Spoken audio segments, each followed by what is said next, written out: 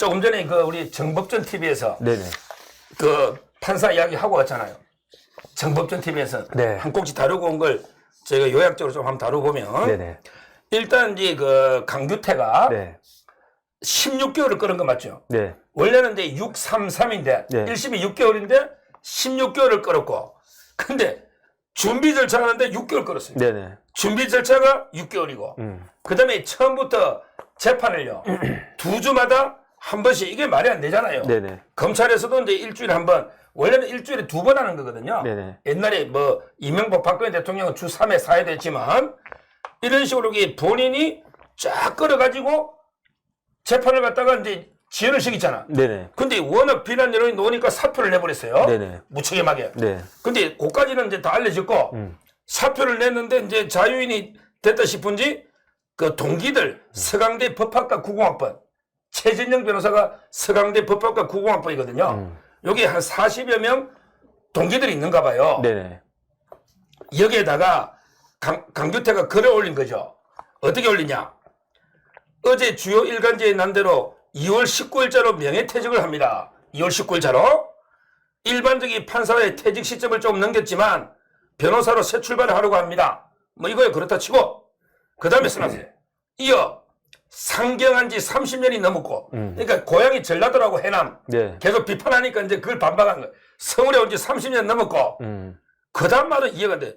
지난 정권에 납부한 종부세가 얼만데 이 사람은 이게 엄청나게 부자인가 봐. 종부세 아무나 내는 거 아니잖아요. 자랑하는 거지.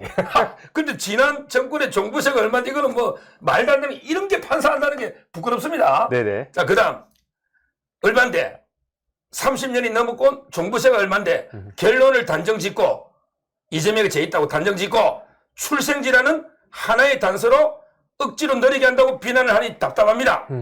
그 다음이 중요해. 내가 조선시대 사또도 알고 정인이 50명 이상 사건을 어떻게 하라는 건지 참원 이제 자유를 얻었으니 자주 연락할 기회가 있지 않을까 싶습니다. 내가 사또도 알고 정인이 50명인데 이걸 어떻게 6개월 내에 끝내라 뭐 이런 항변 아닙니까? 네네. 이게 말이 됩니까? 저 판사 시켜주면 6개월 내에 끝낼 수 있는데. 아, 우리 정법전 변호사님이 판사하면 아니, 왜냐하면 공직선거법 위반죄 2개잖아요. 예. 김문기 씨를 아느냐 모르느냐. 그게 뭐 어렵습니까? 그 다음에 국토부에서 협박이 있었느냐 없었느냐. 그게 뭐 어렵습니까? 이 사건이 2022년 9월 8일에 기소가 됐어요. 공판 준비기일을 10월 18일, 11월 22일, 12월 20일, 2월 2일, 2023년 2월 2일까지 4번이나 한 거예요. 이 공판 준비기일 4번 하는데 6개월 쓰는 거예요. 제가 조금 전에 이야기한 것처럼 김문기 씨 돌아가셨는데 그 안타까운 사연을 아느냐 모르느냐, 국토부 협박이 있었느냐 없었느냐, 이거 하는데 무슨 공판 준비 기일이 필요합니까? 제가 봤을 때 공판 준비 기일도 필요가 없어요.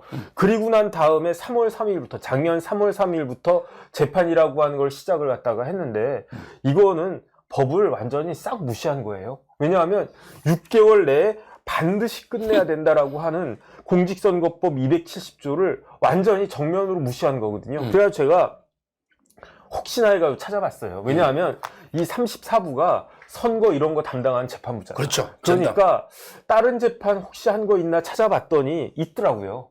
2023년 작년 1월 13일에 판결 선고한 게 있는데 뭐가 있냐면은 깨어있는 시민당이라고 있어요. 있습니다. 그 깨시민당의 대표하고 사무총장한테 강규태가 벌금 500만 원, 대표한테는 500, 그 다음에 사무총장한테는 300만 원을 선고했어요. 이 깨시민당이 친문단체인데 이재명 후보가 마음에 안 들었나 봐요. 근데 감이 있는 거지. 왜냐하면 이재명으로 밀고 가면 우리 친다. 그러니까 후보 교체가 돼야 된다. 그러면서 그 항의하는 그 과정에서 뭘 갖다가 했냐면 집회를 6차례를 했는데 그 집회할 때마다 틀었어요. 뭘 틀었느냐?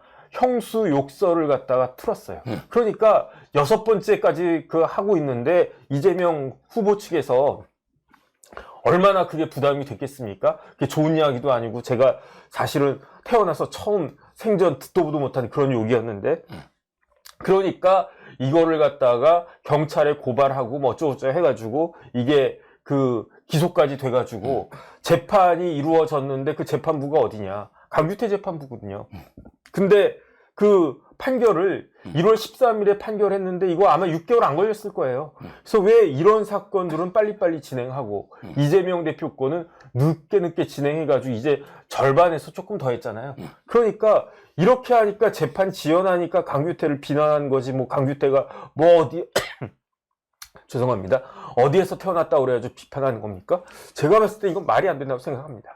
지금 이제 제가요, 이원석 총장도 고향이 전라도입니다. 네네. 근데 한 번도 저 이원석을 고향 때문에 비판한 적은 없고, 지금 이제 1년 6개월 동안 절반한 거예요, 김문기. 네네. 근데 나머지 판사가 2명 배석도 바뀔 수가 있대요. 네네. 그러면 완전히 몇 달 동안 또 공전하잖아요. 그리고 새로가 기록을 또 봐야 되잖아. 그러면 이게 또 1년 걸리면, 아니, 그러면 거의 3, 4년 걸려버리잖아요. 이게 저는 말이 되느냐.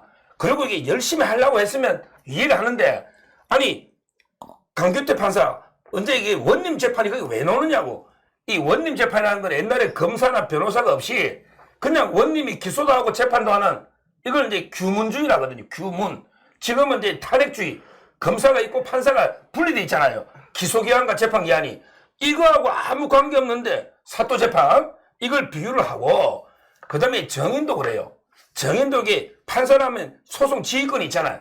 불필요한 정인은 좀 이게 추리내기도 하잖아요. 우리가 실제 정인 신청을 뭐 10명, 20명한테 다 받아주는 게 아니거든요.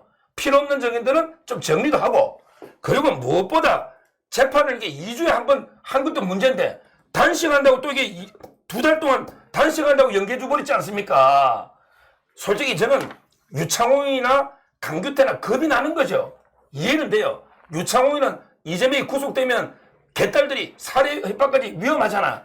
근데 강규태 입장에서는 어떻게 되냐면 이게 벌금 100만 원만 넣으면 이게 민주당이 434억을 토해내야 되잖아요. 이게 엄청난 부담은 이해를 하지만, 그래도 이게 명색이 판사라면 그래 1년 6개월 동안 재판 겨우 절반하고 사표 내고 나가고, 이걸 또 이게 동기들한테 글 올려가지고 이런 식으로 하는, 정말 저는 이건 이게 어떻게 뭐 징계나 처벌할 방법도 없잖아요.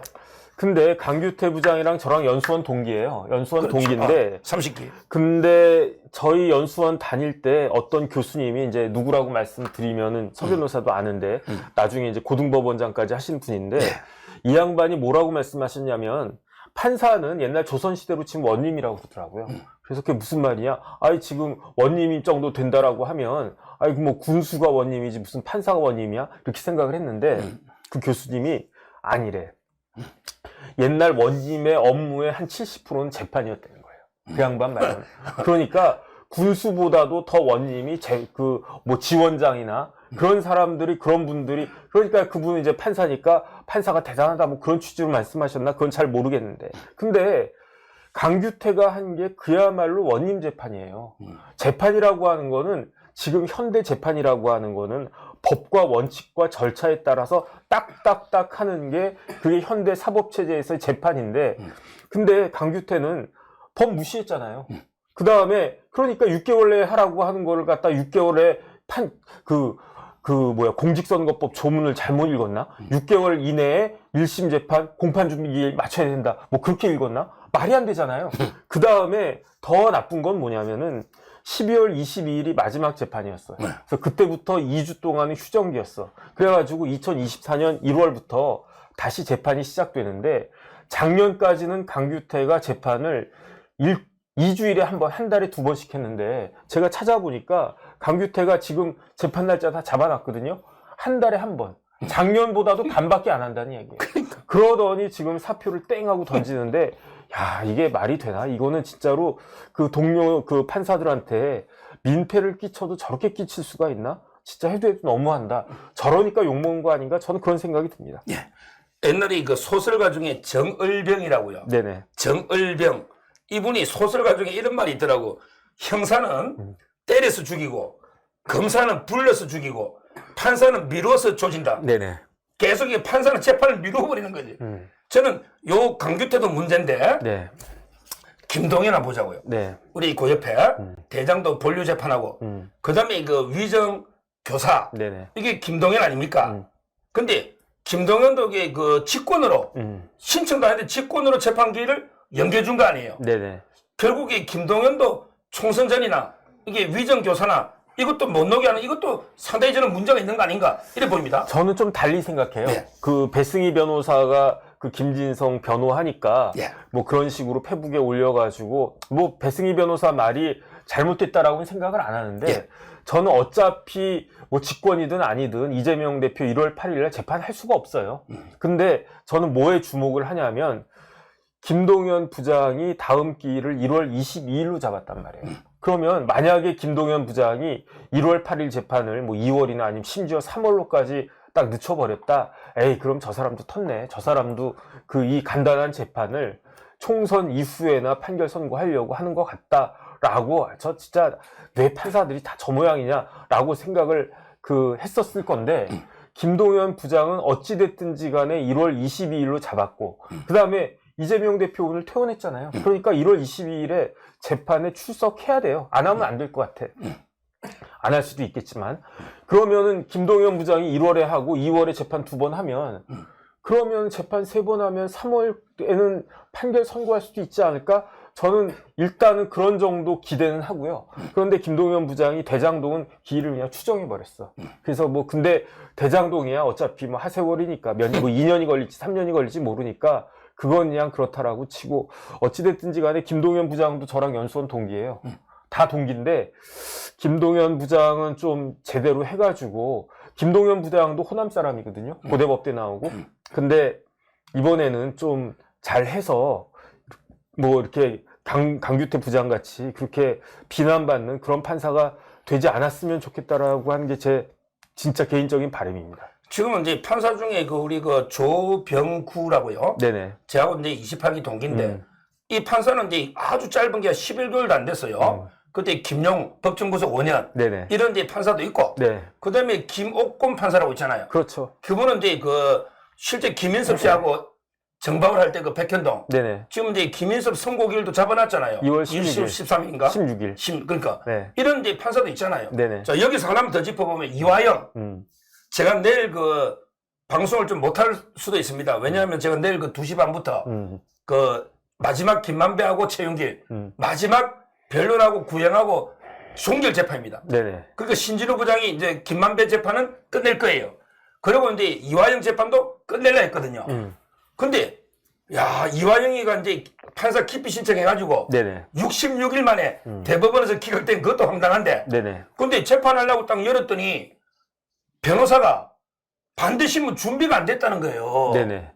그러면서 이게 그 수사검사들 있잖아요. 네네. 검사들을 탄핵을 해달라고 민주당에 요청을 하고. 네. 그 다음에 검사가 빨리 판결 받으려고 정인들 다 철회했거든요. 조서를 다 처리할 수 있잖아.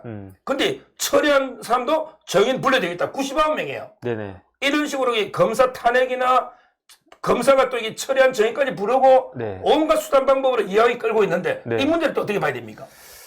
뭐 이화영은 그렇게 봐야죠. 뭐 어떻게 하겠습니까? 빨리 그 신부장이 그냥 그런 거 탁탁 쳐내고 빨리 선고를 갖다가 해주면 좋겠어요. 누구보다도 지금 기분 나쁘고 속상할 사람이 신부장이 아닌가 저는 그런 생각을 하고요. 그 다음에 어떻게 민주당이라고 하는 우리나라 제1당이 우리나라의 사법 시스템을 이런 식으로 망가뜨리고 이런 식으로 멸시할 수가 있는가 저는 그런 생각이 들고요. 그 다음에 저는 어떤 생각이 딱 드냐면은 이제 형사소송법 바뀌어가지고 검사 피신조서 같은 거 증거 능력을 갖다가 없애버렸잖아요. 동의하기 전까지는.